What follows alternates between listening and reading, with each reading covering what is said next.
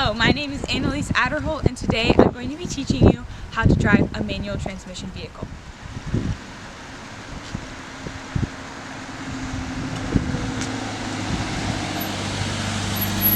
There's a few reasons why you should learn how to drive a manual transmission. First of all, it's a really cool thing to say you can do while you're at a party. But more importantly, if you're in an emergency situation and you have to get out of somewhere, you can drive any car that exists. Okay, first thing I'm going to do is explain to you a little bit about the car and what's different between a manual transmission and an automatic transmission. So let's take a look inside. So the first thing to note is that in a manual transmission, you have three pedals. You have what's called the clutch, you have the brake, and you have the gas.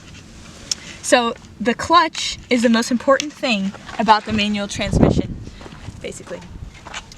So the difference between a manual transmission and an automatic transmission is that in a manual, which is also called a standard or a stick shift, you have to manually transfer between gears in order to go faster or slower while you're driving.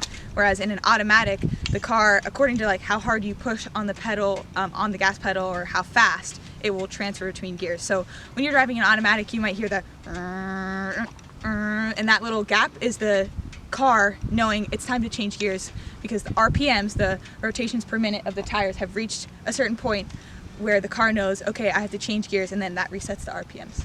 So in this car with the clutch, the clutch allows you to shift gears. So let's come back in the car and look at the stick. Yep, there it is. So that's how you do it. Okay, now we are going to go inside and learn how to start the vehicle and then transfer between gears. So first, you have to use both feet while you drive a manual. So in order to start the vehicle, you put your left foot all the way in on the clutch and your right foot all the way in on the brake.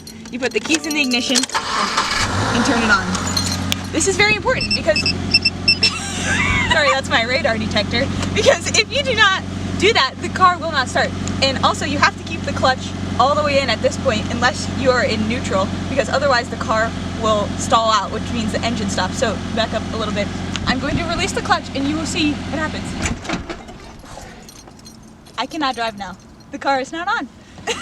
So once you started the car, what do you have to do in order to start driving? Well, you need to make sure you're in first gear, and we'll get a clip of that in a second, what that means. But basically, clutch all the way in, brake all the way in, you're in first gear. And then in order to change gears, in order to start driving, you have to get yourself into first gear. So in order to do that, you release the brake, well, gently, and take the emergency brake down, because standards do not have park, it's just like e-brake. So you do that, then you slowly release the clutch with your left foot as you push on the gas with your right foot, and you can hear, that's how you make this sound. That's what I'm doing, but that's how you start going forward. So I'm going to do that. Okay, see how I still have kind of both on there? And then in order to go to second gear, which is like the driving gear, first gear is just to get you going, you do it again, you go all the way in on the clutch, release the gas, shift the gear, and then do the transition again. And now I'm in second gear. Okay? So, a very important part of driving standard is knowing where the gears are. So you can see on the gear shift, it has the numbers corresponding to the gear. So first gear, and it's a little picture. First gear is up here. Second gear is straight back.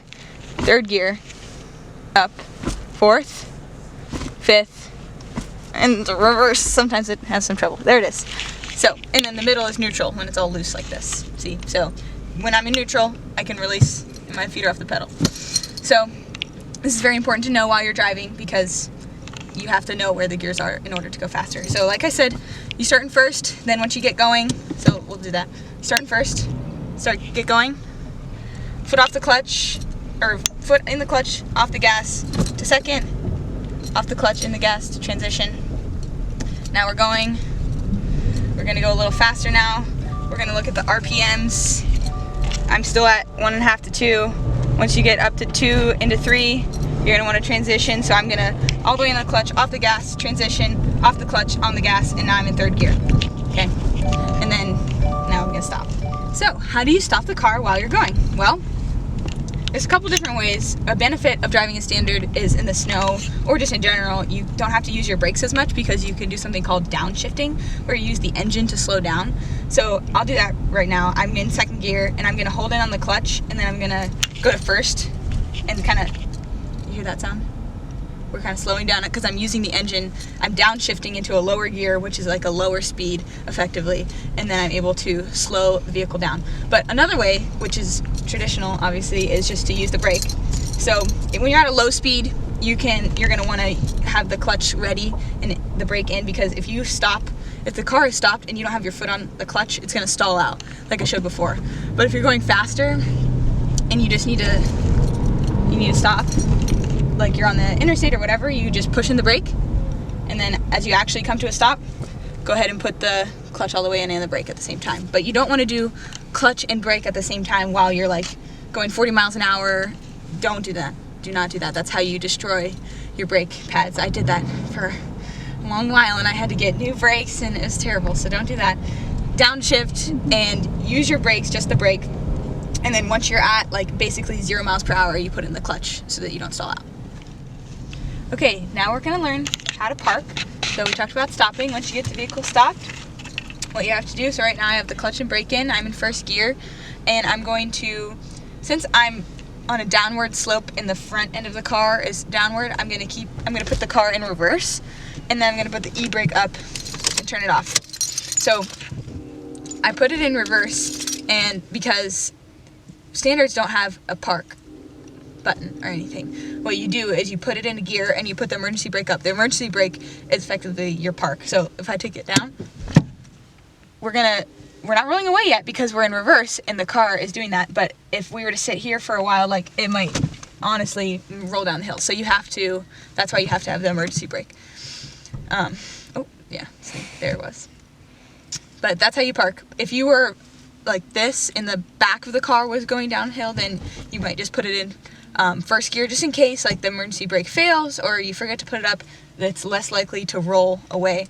But there are plenty of stories of people's cars rolling away. My dad's car, when he was in high school, he went outside to turn it on in the winter, and well, this is actually a risk if you put it in neutral, and his emergency brake failed because he had it in neutral and his car rolled into the woods.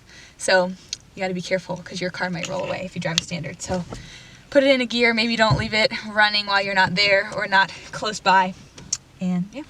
And that's how you drive a standard or manual transmission vehicle. I hope that you will learn this skill and practice it, and that it will be an important part of your life for every single day.